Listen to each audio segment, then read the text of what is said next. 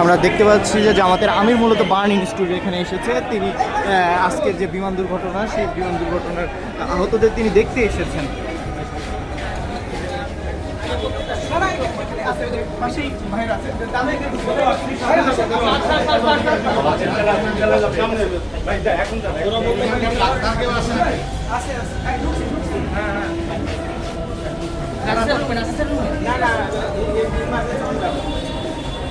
তিনতলা কি ইমার্জেন্সি? না, তিনতলা তো 50 তলা অফিস। Emergency emergency office.